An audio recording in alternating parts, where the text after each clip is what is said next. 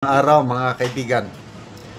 Ito may napanood ako Facebook reel posted by TikTok. Nagsalita si Vice Ganda tungkol sa pag-issue ng public apology. Sinasabi niya dito na nag-tweet na siya na mag-i-issue siya ng public apology sa It's Showtime. So kahapon Lunes wala siya sa It's Showtime. Ngayong araw ito na. Nandun na siya sa It's Showtime. Binabawi niya yung pag-issue ng public apology. Sayang. Ito. Imbes na matuldukan na sanang issue, mag-apology lang siya. Ngayon, wala na. Ayaw daw. Ito. Binabawi ko yung tweet ko na I will say an apology because I do not need to apologize for what I did. Yeah. Ito po ang aking paniniwala at paniniwala din namin na hindi namin kinakailangan mag-apologize because what we did was right. Yeah. Again, binabawi ko yung tweet ko na I will say an apology because I do not need to apologize for what I did. Yeah. Ito po ang aking paniniwala at paniniwala din namin na hindi namin kinakailangan mag-apologize because what we did was right. Yes, was right. Again, Sabay. binabawi ko yung tweet ko na I will say an apology because I do not need to apologize for what I did. Yeah. Ito po ang aking paniniwala at paniniwala din namin na hindi namin kinakailangan mag-apologize because what we did was right. Again, binabawi ko yung tweet. So, dito makikita yung konsensya ng tao, no? Kung may magawa kang hindi maganda, ayan, kung buhay pa ang konsensya ng tao, hindi ka niya patutulugin, wala kang peace of mind, ano. So maganda, dahil nag-tweet pala siya na mag-issue siya ng public apology ngayon. Kailangan, kung minsan dito sa ating mind, sa ating konsensya, may labanan dyan ng mga bulong. May bumubulong ng maganda, may bumubulong ng masama. Ayan, yung dalawang spiritual forces sa mundo, yung puwersa ng kadiliman at puwersa ng liwanag, puwersa ng Satanas at puwersa ng Diyos. Yung puwersa ng Diyos, yun ang nagkukonsensya tayo na yun, aminin ang pagkakasala, mag-sorry. Kasi, pag mag-sorry ka, ako, naranasan kito, nakakagaan ng damdamin pag nagsosorry ka. Pag inaamin mong nagkamali ka.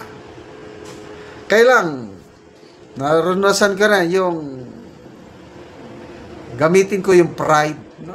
Wala. Bakit ako mag-sorry? Yan. Yan ang problema nating mga tao, yung pride. Actually, bakit naging masama ang mundo? Bakit may kasalanan? Dahil sa pride ni Lucifer. Lucifer, si Satanas ngayon. Si Lucifer nung una, yan ang pinakamataas sa lahat ng anghel. Yan ang right hand ng Panginoon.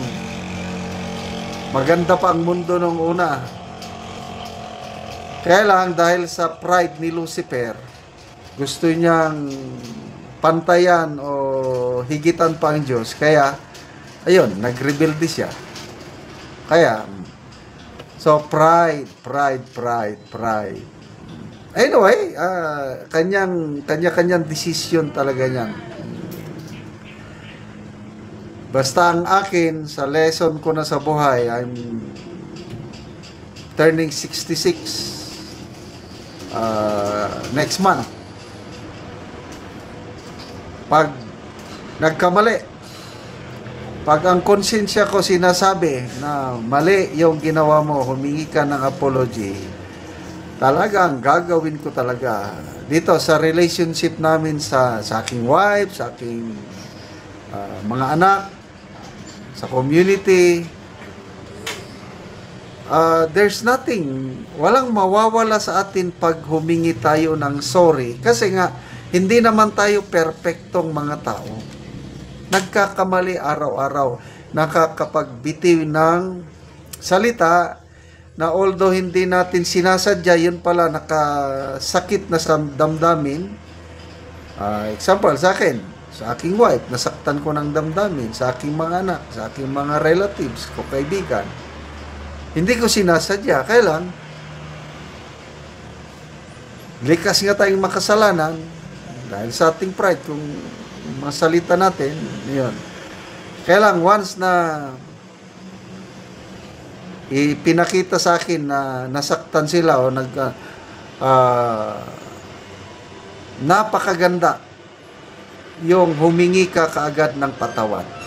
Once nga humingi ka na ng patawad, bahala na yung tao kung patawarin ako o hindi. Basta on my part, humingi ako ng sorry, humingi ng patawad. Then, magkakaroon ako ng peace of mind. Okay, so, ayaw humingi ng apology ni Vice Ganda, karapatan din niya yun. So, tuloy pa rin ang issue na ito. Kasi kung nag-apology lang siya, palagay ko, unti-unti nang mag-die down itong issue na ito. Kahapon, wala siya sa Echo Time, absent siya. Bakit? Siguro nagmuni-muni. Sa kanyang pagmuni-muni, ayun, nakatweet siya. Ito, opinion ko na lang ito Okay, mag-apology ako. But later on, nagbago ang isip.